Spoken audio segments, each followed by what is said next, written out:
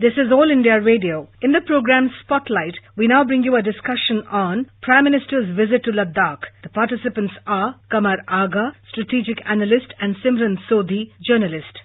The Prime Minister Narendra Modi interacted and also addressed the soldiers deployed in Ladakh. The Prime Minister's visit follows the aggression by the Chinese army on the border on 15th of June, and we have seen that the Chinese diplomatic efforts and the efforts on the military side have been aggressive, and India has been trying to deal with it diplomatically and with talks. We see the Prime Minister's visit today is a signal to China that India will not take things lying down. Mr. Aga, when you see the Prime Minister today going to Ladakh, he's addressed the soldiers, he's addressed the Jawans there, and he's also said very clearly that the bravery of our Jawans. And how do you interpret his visit to the region today? First of all, he wanted to boost the morale of the soldiers who were posted there or protecting the border of all.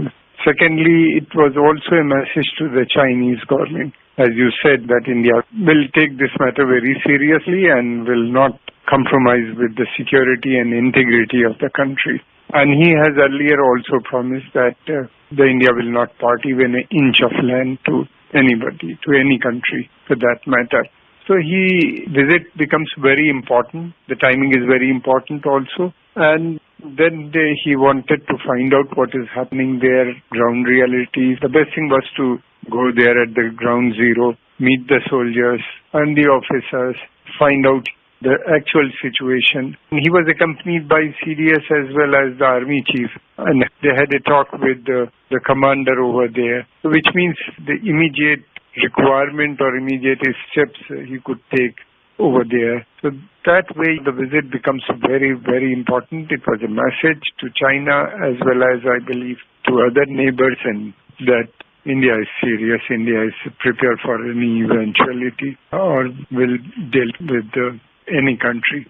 Mr. Aga, we also see that the Prime Minister, when he spoke to the soldiers today, he did not name Beijing, but the PM clearly said that the times have changed and the era of expansionism is over. He said this is the time for development, not expansion. How much do you think this is also a message to the rest of the world, where we see China getting very aggressive, whether it is the South China Sea, whether is it in its spat with the US, or now we have seen what they've done in Hong Kong. How much of a message is this to China that its expansionism and its aggression is not going to go down well with nations like India?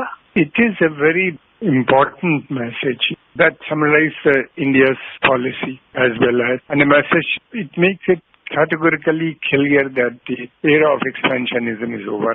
And this is the time for development, and development is possible together with all the countries, which he talks all the time, Sabka Saath, Sabka Vikas or Vishwas. I mean, in that context also this message goes very well. When he talks about expansion, as you mentioned, expansion which means not only the Chinese territorial design towards India, but also South China Sea or East China Sea, where the China is having dispute with Japan on Senkaku Islands, be it Hong Kong. They have adopted a very strong, high-handed approach, suppressing human rights groups and organizations which are demanding for democracy. So therefore, he made it clear. Basically, China has to change its policy. The Chinese policy is creating tension in the entire region, and that will not be acceptable. And India is not alone. It has friends and allies in the region. Also in South China Sea, India is supporting 8 to 10 countries, and with Japan and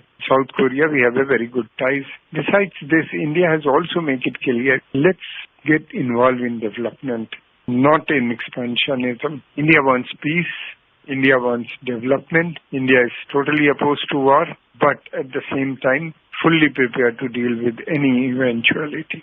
Mr. Aga, as you mentioned, India has excellent relations with countries like Japan, South Korea, for example, which also are bearing the brunt of the Chinese aggression. We've also seen the United States come out very strongly in favor of India, and the US Secretary of State has publicly said that this is the pattern of Chinese aggression. How much do you think the aggression which we are seeing by the Chinese on the line of actual control, the reason also is the global image of China which has taken a beating of late? We have seen the US-China trade war, then the coronavirus epidemic, which a lot of people are pointing finger at China. Then their recent actions in Hong Kong, which have again come under a lot of scrutiny by the West. How much do you think this is also a reaction by China as their global image goes down very rapidly? Yeah, their image has suffered considerably, and it's not gone well with the international community, particularly the killing of 20 soldiers at the border. Secondly, the Chinese army is becoming a very rogue. Their behavior was not up to the standard.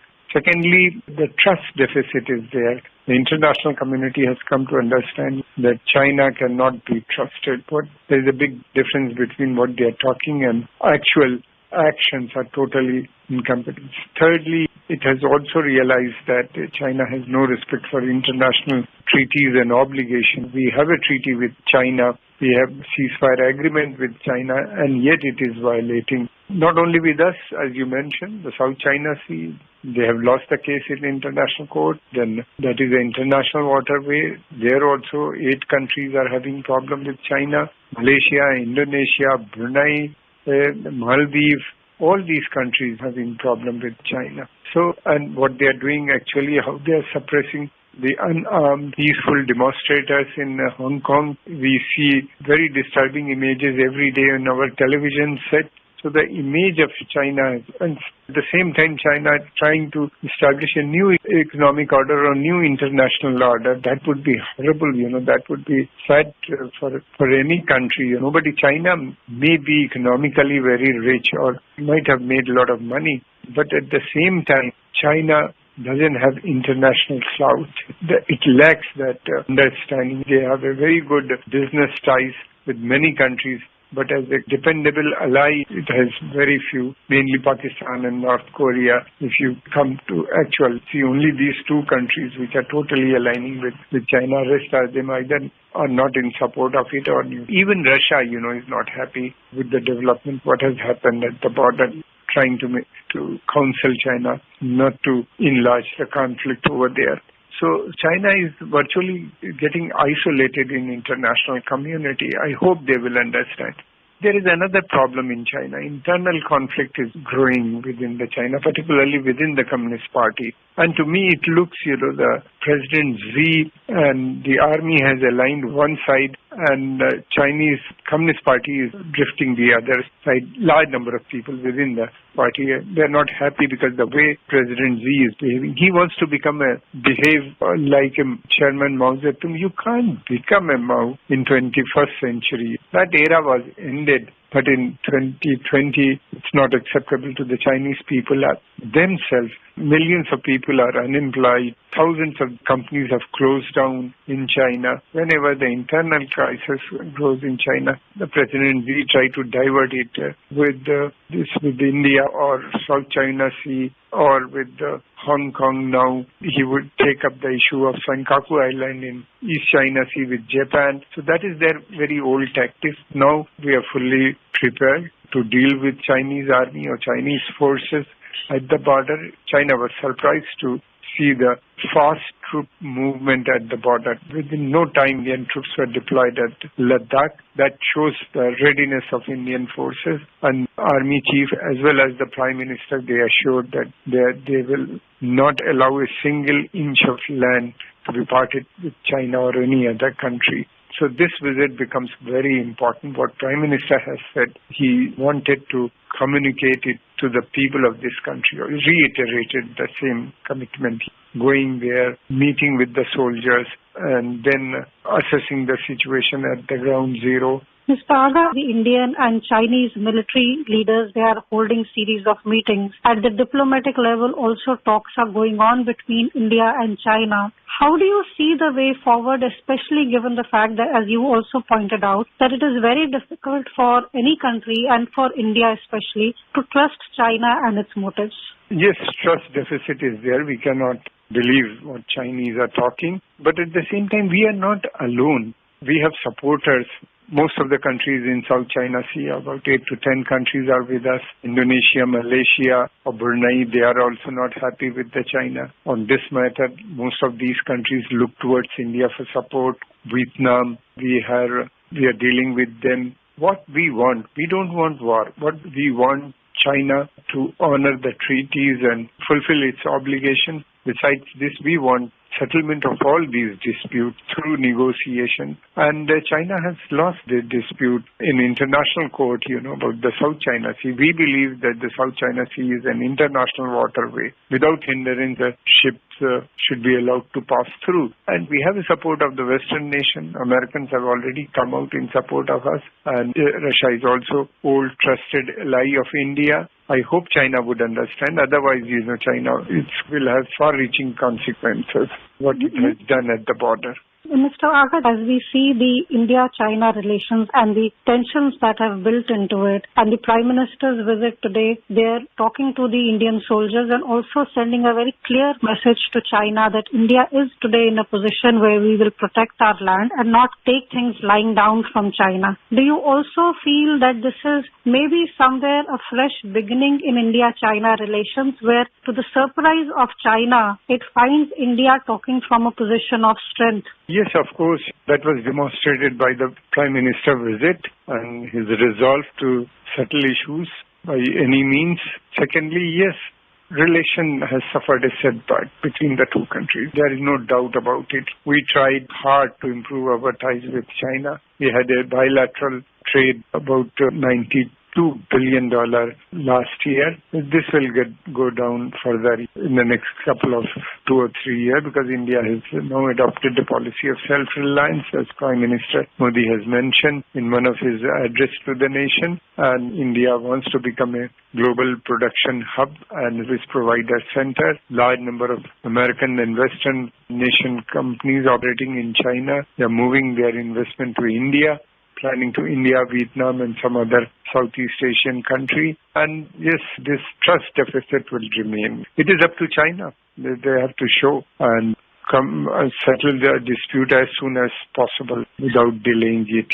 We are having negotiation at the border and the highest diplomatic level. The Foreign Minister, Shri Jaishankar, had a talk with his counterpart in China. So I hope China would understand the meaning of today's Prime Minister's visit to Ladakh. Mr. Aga, when you see the fact that India's stature globally is increasing, we have been elected to the UN Security Council as a non-permanent member for 2021-22. We are also on the WHO today. Do you feel that the fact that India's global acceptance, global legitimacy is going up, and you see China where their legitimacy is going down, do you feel this insecurity is also one of the reasons which explains why the Chinese behaved the way they did?